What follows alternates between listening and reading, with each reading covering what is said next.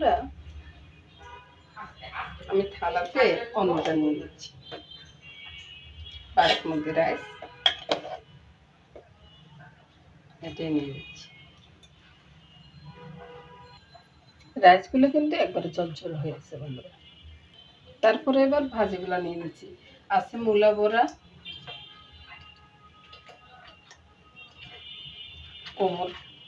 কোমরে আছে, কোমর বেসনে আর কি। আপনারা কি বলেন জানি না, ভগবানের জন্য নিতেছি, যদি ভগবান একটু গ্রহণ করে আর কি। জয় ভগবানের। নমস্কার বন্ধুরা। এবার দেখুন থালাটা সাজানো কেমন হয়েছে বন্ধুরা। বন্ধুরা সবাই ভালো আছেন তো? সবাই ভালো থাকুন সে কামনাই করি। আজকে তার আগে বলিনি বন্ধুরা, এর আগে সকালটা একটু দেখে আসি আজকে সকালটা কেমন ছিল।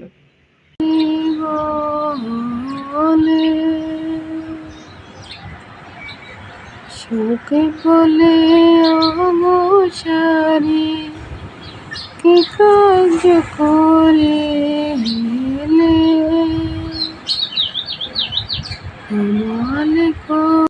কালো গোলমরিচ, দারচিনি, এলাচি সব মিলিয়ে একটা পেস্ট করে রেখেছি আর কি। মুখে কথা আসতেছে না বন্ধুরা। এখানে এই পায়েসের জন্য গুড়টা লিকুইড করে রেখেছি, আর ভাজির জন্য এগুলো আছে।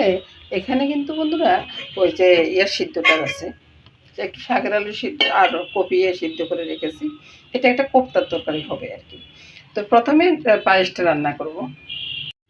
তো বন্ধুরা পায়েসটা রান্না হয়ে গেছে, এখন শুধু আমার মিলানের বাকি আছে। পায়েসটা রান্না করার সময় যদি আমি এই গুড়টা দিতাম না, পায়েসটা ফেটে যেত। পায়েসটা একটু ঠান্ডা করে আর গুড়টাও একটু লিকুইড করে যদি আমি এভাবে দিই, তাইলে পায়েসটা কখনো আর ফাটবে না বন্ধুরা। আপনি যে গুড়ে ব্যবহার করেন না কেন, পায়েসটা আর ফাটবে না। এটা আমি একবারে বলতেই পারি বন্ধুরা। এটা বন্ধুরা পায়েসটা ঢেলে নিলাম, ভগবানের জন্য একটু রেখে বাকিটা এখানে ঢেলে নিলাম আর কি। আর পায়েসটা আগে মামুনি রান্না করে ঠান্ডা করে রেখেছে বন্ধুরা। আমি এসে শুধু গুড়টা মিলালাম আর কি। নমস্কার বন্ধুরা। রান্না করবো বন্ধুরা কপি আর শাকের আলুর কোপ্তাটা আর কি। তো কোপ্তাটা কিভাবে রান্না করবো সেটা দেখাই বন্ধুরা। এখানে বন্ধুরা ওই যে বেসন, ময়দা, চিনি, নুন, সামান্য একটু হলুদ নিয়েছি। তো প্রথমে আমি এগুলাকে মেখে নিই। সবগুলো এখানে নিয়ে ভালোভাবে মেখে নিচ্ছি। কষলে একবার ভালোভাবে মেখে নিচ্ছি। তো বন্ধুরা একে একে কোপ্তাগুলো আমি তেলে ভেজে নেব আর কি। হয়তো আমার শেপটা দিতে একটু খারাপ হবে, তবে এভাবে ভেজে নিব সবগুলা।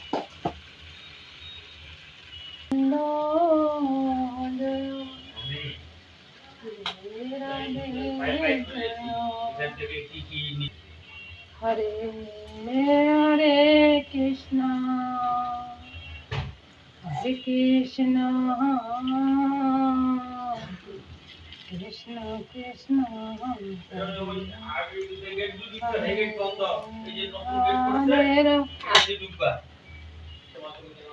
আজকে আমার দাদু ভাই নতুন স্কুলে যাচ্ছে, ওই জন্য কথাবার্তা একটু বেশি চলতেছে বন্ধুরা ঘরে।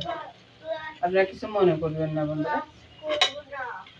তো এই তো কোপ্তাগুলো তুলে নিচ্ছি, তারপরে ওই তেলে ইয়েটা ছেড়ে দেবো আর কি।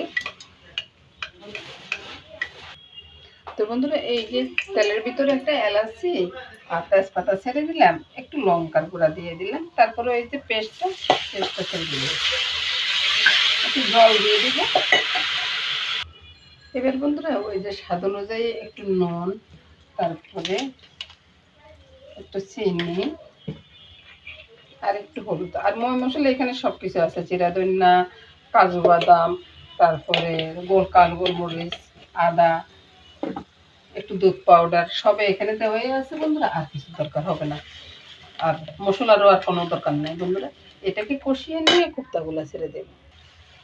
তো বন্ধুরা যেহেতু কাঁচা ওই যে কাজু বাদাম আছে আর কি, তো একটু নাড়াচাড়া একটু বেশি করতে হচ্ছে আর কি। মশলাটা কষানো হয়ে গেছে প্রায়। এই তো বন্ধুরা মশলাটা কষানো হয়ে গেছে। কষানো হওয়ার পরে বন্ধুরা ওই যে কোপ্তাগুলো ছেড়ে দেবো। কোপ্তা ছেড়ে দিয়ে জলের জন্য জলটা দিয়ে দেবো। এবার নেড়ে চেড়ে মিশিয়ে দেব শাকের আলু আর ফুলকপির কোপ্তাটা। কালারটা বেশ সুন্দর হয়েছে না বন্ধুরা? এই তো বন্ধুরা রান্নাটা প্রায় হয়ে আসছে, এবার রান্নাটা নামিয়ে নেব। এই তো বন্ধুরা গোবিন্দের জন্য রেখে বাকিটা এখানে ঢেলে নিলাম আর কি। এবার বন্ধুরা ওই বাসমতি চালের পোলাওটা করবো, ওই সময় তো আমার মুখে দিয়ে আসতেছে না, তো ওই জন্য একটু গাজর দেবো। গাজরটা তেলে দিয়ে দিলে একটু নাড়াচাড়া করে থালিগুলো দিয়ে দিব আর কি, তাহলে না কালারটা সুন্দর হবে। তারপরে চালের সাথে ওই যে দারচিনি এলাচি যত যা কিছু আছে আর কি মশলা, যা কিছু আছে তা না, দারচিনি এলাচি তেজপাতা আর একটু আদা, এছাড়া অন্য কিছু দিই না বন্ধুরা আমি পোলাওতে। আমি একবারে নর্মাল পোলাওটাই করি। তো বন্ধুরা আপনারা দেখতেছেন কিনা জানি না, আমি নুন চিনিটা কিন্তু দিয়ে দিয়েছি, কাঁচা লঙ্কাও দিয়ে দিয়েছি। এবার আমি বলক আসে গরম জলটাই ছেড়ে দিচ্ছি, যতটুকু জল আছে তার ডবলে দিয়ে দিচ্ছি। ওই যে গাজরের যে কালারটা আছে না, এই কালারে আমার পোলাওটা সুন্দর হয়ে যাবে বন্ধুরা, আমার বাড়তি কোনো কালারের প্রয়োজন হবে না। আসলে বন্ধুরা বাসমতি চালের রাইসটা দেখতে সুন্দর কিন্তু সেন্টটা অত ভালো না, ওই জন্য আমি ঠাকুরের জন্য কোনো সময় করি না আর কি, তো আজকে করলাম। তো এ পর্যায়ে এসে বন্ধুরা আমি একটু ঘি ছড়িয়ে দেবো। ঘিটা কিন্তু আমার ঘরের তৈরি ঘি আর কি। তো ঘিটা ছড়িয়ে দিলাম, ঘিটা ছড়িয়ে ঢাকা দিয়ে রেখে দেব। আর পোলাওটা কিন্তু হয়ে গেছে বন্ধুরা। এবার আমি ভাজিটা করব, ভাজিটা আমি দেখাবো না বন্ধুরা, যে পোলাওটা যখন নেব না তখন একটু দেখিয়ে দেব।